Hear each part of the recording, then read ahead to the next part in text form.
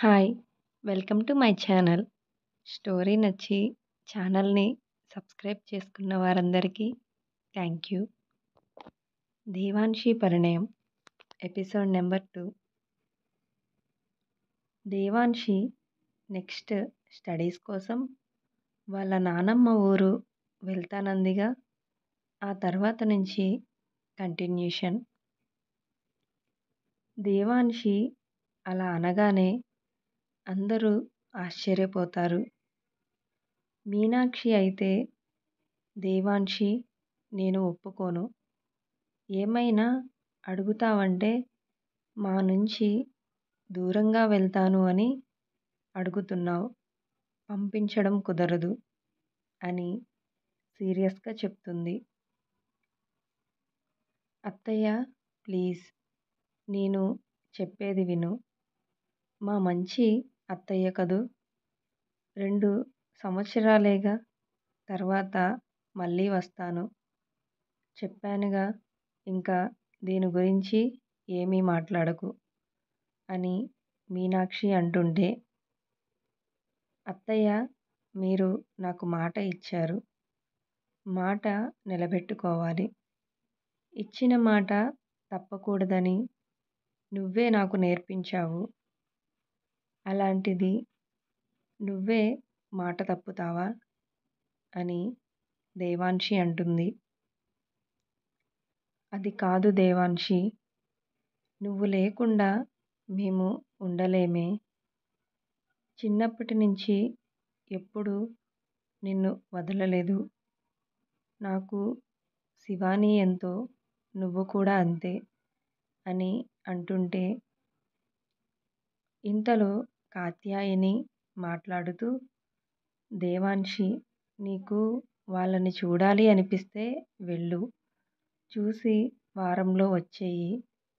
అంతేకాని మమ్మల్ని వదిలి వెళ్తానంటే మేము ఒప్పుకోము అని అంటుంది. ఇంతలో శివాని దేవాంశి దగ్గరికి వచ్చి తనని హగ్ చేసుకుని, దేవాంశి నువ్వు లేకుండా నేను ఉండలేను. ప్లీజ్ మమ్మల్ని వదిలి వెళ్తానని అనకు. నువ్వు మాత్రం మేము లేకుండా ఉండగలవా? ఎందుకే అలాంటి నిర్ణయం తీసుకున్నావు అని అంటుంది. రుద్ర ఏమీ మాట్లాడకుండా మౌనంగా నిల్చుంటాడు. మీనాక్షి రుద్ర దగ్గరికి వచ్చి, అందరూ దానిని ఉండమని బ్రతిమాలుతుంటే, నువ్వేంట్రా ఏమీ మాట్లాడకుండా నిలుచున్నావు? దానిని వెళ్ళొద్దని చెప్పరా? అది మా అందరి మాట కంటే నీ మాటకే విలువ ఇస్తుంది అని అంటుంది. బావని అలాగే ఉండనివ్వండి అత్తయ్య. బావ నువ్వేమీ మాట్లాడకు. నువ్వు ఉండమని అడగొద్దు. నిజంగానే నేను నీ మాట కాదనలేను. ఫస్ట్ టైం నేను నోరు తెరిచి నాకు కావలసింది అడిగాను. ప్లీజ్ బావా, నా నిర్ణయానికి గౌరవం ఇస్తావు అనుకుంటున్నాను అని అంటుంది. ఇంకా రుద్ర ఏమీ మాట్లాడలేక, అలాగే దేవాంశి, నువ్వు ఎందుకు వెళ్ళాలనుకుంటున్నావో తెలియదు. కానీ అక్కడ నీకు ఏమాత్రం ఇబ్బంది అనిపించినా ఇంకేమీ ఆలోచించకుండా ఇంటికి వచ్చెయ్యి. కానీ ఈ 2 సంవత్సరాలు మాత్రమే. తర్వాత నువ్వు మన కాలేజీలోనే జాయిన్ అవ్వాలి. అందుకు ఒప్పుకుంటేనే వెళ్ళు అని రుద్ర అంటాడు. ఇదేంట్రా నువ్వు దానికి నచ్చచెప్తావ్ అనుకుంటే నువ్వు కూడా వెళ్ళమంటున్నావ్ అని మీనాక్షి అంటుంది. అమ్మా, దేవాంశి మనసులో ఏముందో తెలియదు. నేను తన నిర్ణయానికి గౌరవం ఇవ్వాలనుకుంటున్నాను అని రుద్ర అంటాడు. అయితే నేను కూడా దేవాన్షితోనే వెళ్తాను అని శివాని అంటుంది. అందుకు దేవాన్షి శివాని చెయ్యి పట్టుకుని, లేదు శివాని, నువ్వు ఇక్కడే ఉండు. నువ్వు కూడా ఇక్కడ లేకపోతే ఇల్లంతా సందడి లేకుండా పోతుంది. అందరూ మన గురించి ఆలోచిస్తూ దిగులుగా ఉంటారు అని అంటుంది. శివాని అభిరామ్ దగ్గరికి వెళ్ళి, బావా, దేవాన్షి వెళ్తానంటుంది. అది లేకుండా నేను ఉండలేను. నువ్వైనా చెప్పు అని ఏడుస్తుంది. సరే, చెప్తాను గాని నీతో మాట్లాడాలి. ఎందుకు అలా ఏడుస్తున్నావు అని టెర్రస్ మీదకి తీసుకెళ్తాడు. ఇప్పుడు చెప్పు, మా బుజ్జి శివాని ఎందుకు ఏడుస్తుంది అని అభిరామ్ అడుగుతాడు. అదేంటి బావా, ఏమీ తెలియనట్లు అలా అడుగుతున్నావు? దేవాన్షి మనకి దూరంగా వెళ్తానంటుంది అని అంటే, అయితే అందుకే ఏడుస్తావా అని అంటాడు.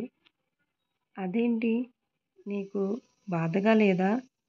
తను నీ చెల్లెలు అని అంటుంటే, ఎందుకు లేదు, దేవాన్షి వెళ్తానంటే నాకు బాధగానే ఉంది అని చెప్తూ అభిరామ్కి తెలియకుండానే కన్నీళ్లు వస్తుంటాయి. బావా, నువ్వు ఏడుస్తున్నావా? మరి దేవాన్షికి వెళ్ళొద్దని చెప్పొచ్చుగా అని శివాని అంటుంది. లేదు, దేవాన్షి వెళ్తే కనీసం అప్పుడైనా రుద్ర తన గురించి ఆలోచిస్తాడేమో. దూరంగా ఉంటే తన మీద ప్రేమ కలుగుతుందేమో.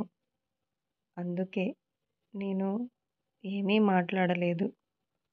కానీ దానిని చూడకుండా ఉండటం మాత్రం చాలా కష్టం అని కళ్ళు తుడుచుకుంటాడు.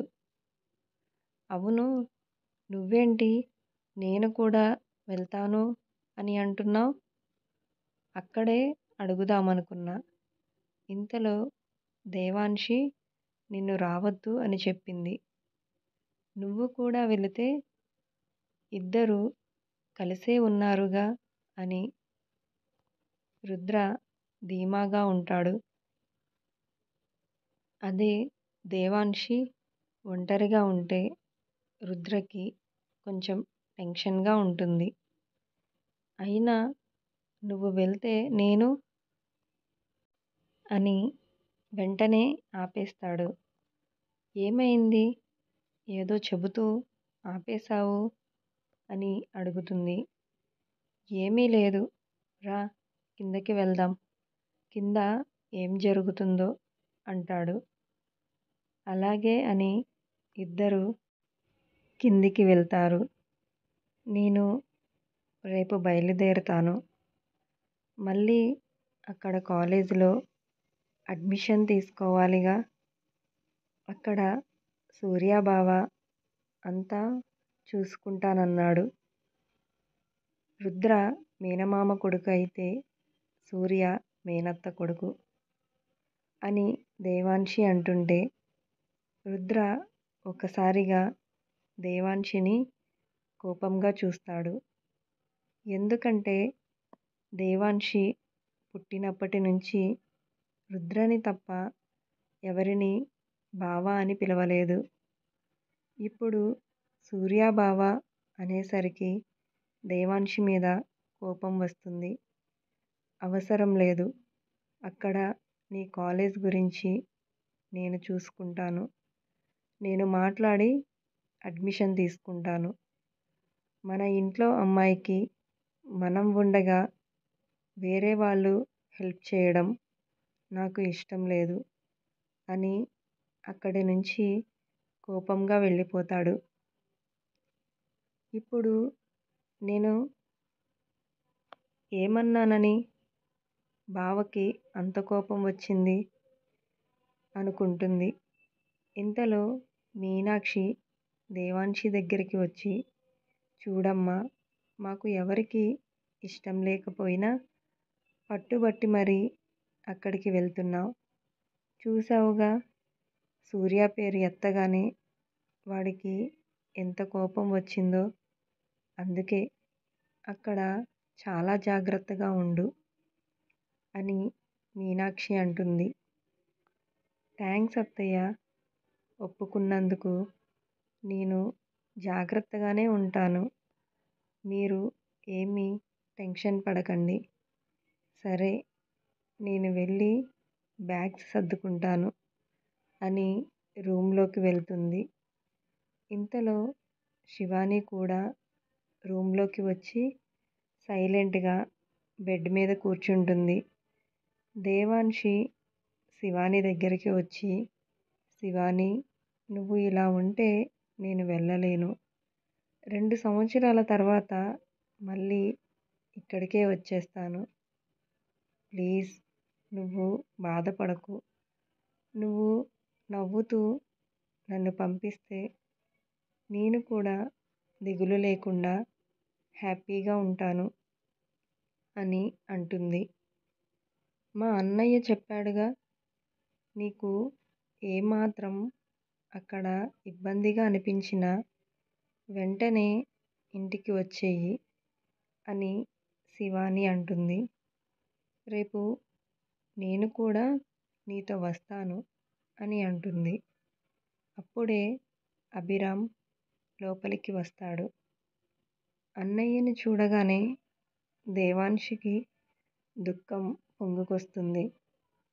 పరిగెత్తుకుంటూ వచ్చి అన్నయ్యని హత్తుకుని ఏడుస్తుంది. వీళ్ళని అలా చూడగానే శివాని కూడా ఏడ్చేస్తుంది. అభిరామ్ దేవాన్షి తల నిమురుతూ, నువ్వు ఎందుకు వెళ్తానంటున్నావో నాకు తెలియదు. కానీ నీకు ఏ చిన్న కష్టం వచ్చినా నేను తట్టుకోలేను. ఏ ప్రాబ్లం ఉన్నా అది నాతో ధైర్యంగా చెప్పు. అక్కడ చాలా జాగ్రత్తగా ఉండు. అక్కడ అత్తయ్య వాళ్ళు కూడా నిన్ను సూర్యకిచ్చి పెళ్లి చేయాలని అనుకుంటున్నారు. రుద్ర మంచివాడు, వాడిని మాత్రం వదులుకోకు అని చెప్తాడు. అలాగే అన్నయ్య అని కళ్ళు తుడుచుకుంటుంది. అందరూ నైట్ డిన్నర్ కూడా ఏదో తిన్నామంటే తిన్నాము అన్నట్లుగా కొంచెం కొంచెం తినేసి లేచిపోతారు. దేవాన్షి నైట్ అంతా ఆలోచిస్తూ ఏడుస్తూనే ఉంటుంది. మీరందరూ నాకు బాగా గుర్తొస్తారు. మీరంతా లేకుండా ఉండటం ఎలాగో నాకు తెలియట్లేదు అని అనుకుంటుంది. మార్నింగ్ లేచి ఫ్రెష్ అయ్యి వెళ్ళడానికి రెడీ అవుతుంటే శివాని లోపలికి వచ్చి, దేవాన్షి, నిన్ను దించడానికి రుద్ర అన్నయ్య కూడా వస్తున్నాడు అని అంటుంది. బావ వస్తున్నాడా? కానీ ఎందుకు? అన్నయ్య తీసుకెళ్తానన్నాడుగా అని ఆలోచిస్తుంది. ఏంటే ఆలోచిస్తున్నావు అని శివాని అంటుంటే, ఏమీ లేదు.